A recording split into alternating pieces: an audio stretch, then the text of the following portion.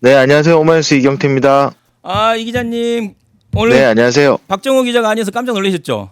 아닙니다. 이미 얘기를 전에 들었습니다. 아, 그래요? 네, 반갑습니다, 소장님. 네, 김현성입니다. 예. 예. 아니, 오늘부터 그 청와대에서 브리핑 업무가 시작된다고요. 네, 그렇습니다. 저도 오늘 춘추관으로 출근했는데요. 이곳은 청와대 대언론 업무와 기자실이 위치한 곳입니다.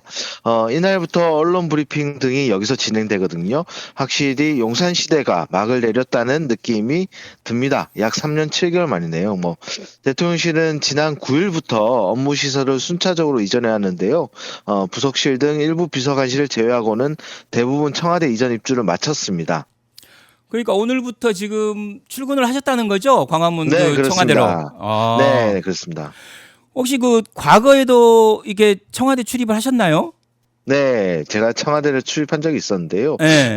이 과거와 비교할 때 좀 변한 부분들이 있어요. 예. 일단 춘추관에 와서 한번 돌아봤는데, 문재인 정부 들어서 춘추관을 보다 많은 언론사에 개방을 하면서, 기존에 기자실이 있던 중앙 풀기자단과 지역 기자단 외에는 이제 브리핑룸 등에 이제 여러 곳에 기자들이 앉아 있었거든요. 근데 네. 이제 모두들 제자리를 앉아서 이제 할 수 있도록 기자실들이 마련됐고요.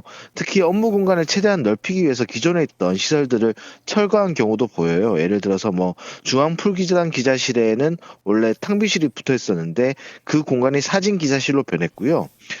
또 2층에 있었던 보도지원비서관실 업무 공간이 3층으로 이동됐고 대신 3층에 있던 운동시설은 없앴다. 이런 변화들이 좀 눈에 띕니다. 그리고 이제 용산 대통령실 때랑 비교를 하면은 이 업무 표장이라고 하죠. 로고가 바뀐 것도 눈에 들어오는데요. 어, 정부 출범 후에 원래 이 검찰청 같았던 업무 표장이었지 않습니까? 맞습니다. 이거를 이제 이재명 대통령이 청와대 배경으로 바꾼 바 있어요. 그때 음. 대통령실이라는 문구는 유지했는데 이번에 옮기면서 확실히 청와대라고 과거처럼 확실하게 바뀌어져 있었습니다. 네. 아무튼 그래도 전 출입을 하셔서 그런지 되게 디테일하시네요. 예. 그러면 지금 그 비서관들도 지금 여민관, 그러니까 대통령도 여민관으로 가시고 지금 실장님들도 여민관에 함께 이제 동선을 최소화했다. 이런 기사가 나왔던데 이 비서관들의 업무 공간은 어떻게 됐나요? 네, 말씀하신 대로 원래 여민관이 비서관실 수석들이 위치한 직원들의 업무 공간이고요. 그리고 이제 본관이 대통령 집무나 외빈 접견 등이 이루어지는 곳이죠. 근데 아시겠지만 그 박근혜 국정농단 사태 때 본관과 여민관 간 물리적 거리가 너무 멀다. 업무적 유기성이 떨어진다. 이런 지적이 나온 적 있지 않습니까? 그래서 이제 문재인 전 대통령도 여민관에 집무실을 설치했었는데 이재명 대통령도 집무실을 여민관에 설치하기로 한 겁니다. 특히 대통령과 사무실장이 한 건물에 배치돼서 1분 거리에서 움직일 수 있도록 공간을 재배치했다고 합니다. 본관은 외빈 접견과 공식 행사 등에 주로 사용될 것으로 보여요. 사실 저는 개인적으로 여민관이 좀 준공된 지 음. 50년이 넘어서 많이 노후됐기 때문에 좀 개축이 좀 필요할 것이다 이렇게 봤는데 그렇게 개축이 크게 된 것 같진 않습니다. 관계자들한테 얘기를 들어보면 이 여민관이 필요시마다 이제 가벽들을 세워놔서 업무 공간을 분리했는데 그 덕분에 좀 창이 제대로 없고 사무실 한가운데 기둥이 있는 경우도 있거든요. 그런 게 그대로 유지되고 있다고 하더라고요. 이렇게 상당히 불편한데도 굳이 공사를 하지 않은 건 아무래도 돈 때문 아닐까 싶어요. 그러니까 이미 윤석열이 용산 대통령실 이전에 최소 1천억 원 이상 항인된 비용만 그렇게 썼다는 거 아니겠습니까? 네. 게다가 정부가 세종 대통령실 이전을 장기 과제로 두고 있기 맞습니다. 예. 때문에 대규모 공사는 되도록 지양한다라는 게 이번 방침이었다고 합니다. 네. 오히려 후자 쪽이 더 설득력이 있는 것 같아요. 그러니까 세종으로 어차피 뭐 몇 년 후면 갈 텐데 더 돈을 들이는 것은 뭐 효율적이지, 낭비다. 예, 네. 낭비다라는 얘기가 있지 않았을까 싶은데요.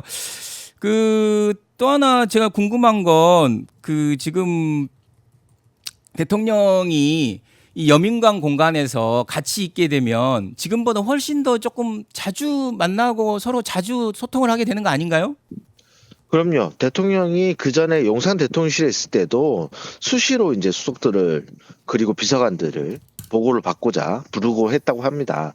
예를 들어서 뭐 지난번에 중동 아프리카 4개국 순방 때도 정말 비행기를 오래 타지 않았습니까? 네. 그때 이제 유성락 실장이 거의 혼이 나간 표정으로 있었다고 하는데 관계자들 말에 의하면 그때 유성락 실장이 너무 깜짝 놀란 게 대통령이 바로 집무실로 가겠다고 해서 너무 깜짝 놀랐다고.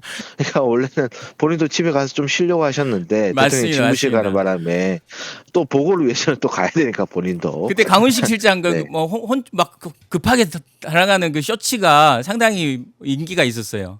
네, 네, 그렇습니다. 맞습니다. 그런 것처럼 대통령이 좀 실시간 보고를 좀 좋아하시는 편이고 예. 궁금한 걸 또 못 참는 편이시라 뭐 텔레그램도 적극적으로 사용하시는 편 아니겠습니까? 네. 그래서 이런 게 좀 필요하다. 좀 가까이 붙어 있는 게 이재명 대통령 스타일에 맞는 업무 재배치 공간 뭐 이런 거라고 보시면 될 것 같습니다. 아, 일하는 사람 입장에서는 굉장히 힘들어지겠네요.